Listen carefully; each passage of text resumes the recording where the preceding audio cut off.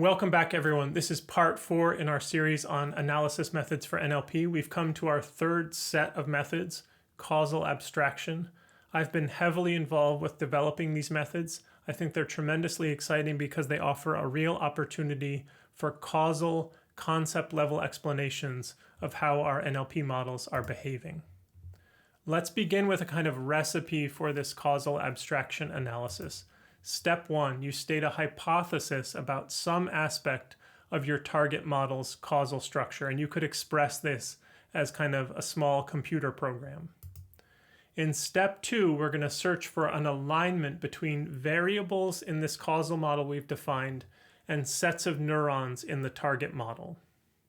This is a hypothesis about how the roles for those variables and sets of neurons align with each other. To do this kind of analysis, to assess these alignments, we perform the fundamental operation of causal abstraction analysis, the interchange intervention. And much of this screencast is going to be devoted to giving you a feel for how interchange interventions work. For a running example, let's return to our simple neural network that takes in 3 numbers and adds them together. We assume that this network is successful at its task, and the question is, in human interpretable terms, how does the network perform this function?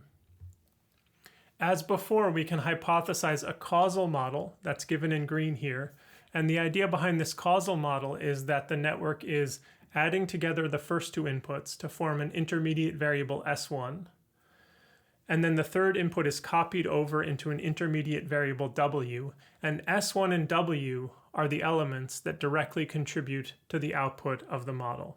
That's a hypothesis about what might be happening with our otherwise opaque neural model, and the question is the hypothesis correct? We're going to use interchange interventions to help us assess that hypothesis. We'll break this down into a few pieces. First, we hypothesize that the neural representation L3 plays the same role as S1. Let's assess that idea. The first intervention happens on the causal model. So we take our causal model and we process example 135 and we get 9. We use that same causal model to process 4, 5, 6 and we get 15. And now the intervention comes. We're going to target the S1 variable for the right-hand example that has value 9, literally take that value and place it in the corresponding place in the left-hand example. The causal model is completely understood by us, and so we know exactly what will happen now. The output will change to 14. The child nodes below the variable that we intervened on don't matter in this case. The intervention fully wipes them out, and we're just adding 9 and 5 together. That's the causal model. We assume that we understand it before we begin the analysis. The interesting part comes when we think about the neural model. We don't know how this neural model works, and we're going to try to use these interventions to uncover that. So we process 135 with our neural model, and we get 9. We process 4, 5, 6, and we get 15. And now we're going to intervene on the L3 state. We target that in the right-hand example, and we literally take those values and place them in the corresponding spot in the left-hand example. And we study the output. And if the output after that intervention is 14, then we have one piece of evidence that L3 plays the same causal role as S1. And if we repeat this intervention for every conceivable input to these models, and we always see this alignment between causal model and neural model, we have proven that L3 plays the same causal role as S1. We can continue this for other variables. Let's target now L1. Suppose we hypothesize that it plays the same role as W in the causal model. Again, let's first intervene on the causal model. We target that W variable on the right hand. We take that value and we place it in the corresponding place in the left-hand model. We study the output. That has changed the output to 10. And then we return to our neural models. Parallel operation. Target L1 on the right. Take that value and literally place it into the corresponding spot in the left, and we study the output. And again, if the output is 10, we have a single piece of evidence that L1 and W are causally aligned in this way. And if we repeat this intervention for every possible input and always see this correspondence, we have proven that L1 and W play the same causal roles. And we could go one step further. Suppose we think about L2. Suppose we intervene on L2 in every way we can think of, and we never see an impact on the output behavior of the model. In that way, we have proven that L2 plays no causal role in the input-output behavior of this network. And since we can assume that the input variables are aligned across causal and neural models, and we can assume that the output variables are aligned, we have now fully proven via all these intervention experiments that that causal model in green is an abstraction of the otherwise more complex neural model. And that is exciting. If we have actually established this, then we are licensed to allow the neural model to fall away, and we can reason entirely in terms of the causal model, secure that the two models are causally aligned. They have the same underlying mechanisms. Now, that is a kind of ideal of causal abstraction analysis. There are a few things from the real world that are going to intervene. The first is that we can never perform the full set of interventions. For all realistic cases, there are too many inputs. Even for the case of my tiny addition network, there's an infinitude of possible inputs. We can't check them all. So we have to pick a small subset of examples. And then otherwise, for real models, we're never going to see perfect causal abstraction relationships because of the messy nature of naturally trained models that we use. So we need some graded notion of success, and I think interchange intervention accuracy is a good initial baseline metric for that. The IIA is the percentage of interchange interventions that you performed that lead to outputs that match those of the causal model under the chosen alignment. So you can think of it as an accuracy measure for your hypothesized alignment. IIA is scaled in 0, 1 as with a normal accuracy metric. It can actually be above task performance. This is kind of striking, and it has happened to us in practice. If the interchange interventions put the model into a better state than it was in originally, then you might actually see a boost in performance from these Frankenstein examples that you have created. This is really fundamental here. IIA is extremely sensitive to the set of interchange interventions that you decided to perform. If you can't perform all of them, you have to pick a subset, and that will be a factor in shaping your accuracy results. In particular, pay particular attention to how many interchange interventions should change the output label. Those are the ones that are really providing causal insights because you see exactly what should happen in terms of changes once you have performed the intervention. So having an abundance of these causally insightful interventions is the most powerful thing you can do in terms of building an argument. Let me briefly summarize some findings from causal abstraction. These are mostly from our work. Fine-tuned BERT models succeed at hard, out-of-domain examples involving lexical entailment and negation because they are abstracted by simple monotonicity programs. And I emphasize because, and I wrote it in blue there, because I am not being casual with that causal language. I really intend a causal claim. That is the kind of thing that causal abstraction licenses you to be able to say. Relatedly, fine-tuned BERT models succeed at the MQNLI task because they find compositional solutions. MQNLI is the multiply quantified NLI benchmark. It's a synthetic benchmark full of very intricate compositional analyses between quantifiers and modifiers and so forth. A challenging benchmark, and we show with causal abstraction that models succeed to the extent that they actually find compositional solutions to the task. Models succeed at the MNIST pointer value retrieval task because they are abstracted by simple programs like if the digit is 6, then the label is in the lower left. A brief digression there. I love these kinds of explanations. That simple program that I described is more or less a description of the task, and so it's wonderfully reassuring to see that our explanations actually align with the task structure for these very successful models.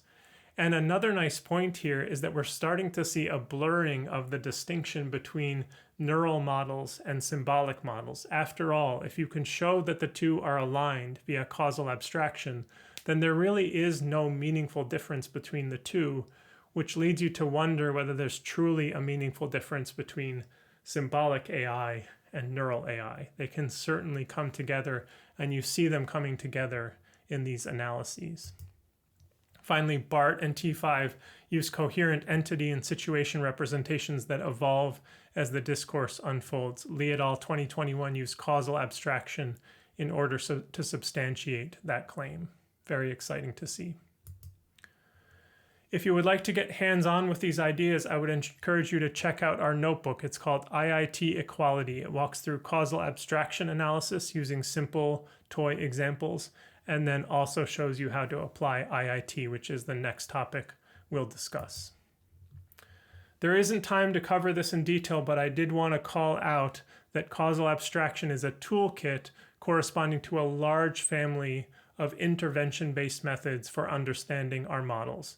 I've listed a few other exciting entries in this literature here, and if you would like even more connections to the literature, I recommend this blog post that we did, which kind of relates a lot of these methods to causal abstraction itself. So let's return to our summary scorecard. We're talking about intervention-based methods. I claim that they can characterize representations richly. After all, we show how those representations correspond to interpretable high-level variables. I've also tried to argue that this is a causal inference method. And I still have a smiley under improved models. I have not substantiated that for you next, but that is the next task under the heading of interchange intervention training. So let's turn to that now. IIT. The method is quite simple and builds directly on causal abstraction with interchange interventions. Here's a kind of summary diagram of interchange intervention using our addition example, with the one twist that you'll notice that my intervention now for L3 has led to an incorrect result. We wanted 14 and we got 4. So we have in some sense shown that our hypothesized alignment between these variables is not correct. But I think you can also see in here an opportunity to do better. We can correct this misalignment if we want to. After all, we know what the label should have been, and we know what it was. And that gives us a gradient signal that we can use to update the parameters of this model and make it more conform to our underlying causal model under this alignment. Let's see how that would play out, right? We get our error signal, and that flows back as usual to the hidden states L1, L2, and L3. And for L1, the gradients flow back as usual to the input states. And the same thing is true for L2. But for L3, we have a more complicated update. We have literally copied over the full computation graph in the PyTorch sense, including all the gradient information. And so what we get for L3 is a kind of double update coming from our current example, as well as the source example, which also processed that representation. So we get a double update. The result of repeatedly performing these IIT updates on these models using the causal model for the labels, as we've done here, is that we push the model to modularize information about S1 in this case in the L3 variable. So the importance of alignments kind of falls away, and the emphasis here is on actually pushing models, improving them by making them have the causal structure that we have hypothesized, in the hopes that they will then perform in more systematic ways and be better at the tasks we've set for them. Findings from IIT.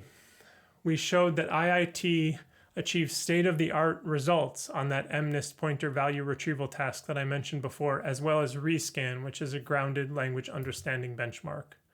We also showed that IIT can be used as a distillation objective, where essentially what we do is distill teacher models into student models, forcing them not only to conform in their input-output behavior, but also conform at the level of their internal representations under the counterfactuals that we create for IIT. This is exciting to me because I think it's a powerful distillation method, and it also shows you that the causal model that we use for IIT can be quite abstract. In this case, it's just a kind of high-level constraint on what we want the teacher and student models to look like. We also showed that IIT can be used to induce internal representations of characters in language models that are based in subword tokenization, and we showed that this helps with a variety of character-level games and tasks. This is IIT being used to strike a balance. Subword models seem to be our best language models, but we have tasks that require knowledge of characters. And what we do with IIT is imbue these models with knowledge of characters in their internal states.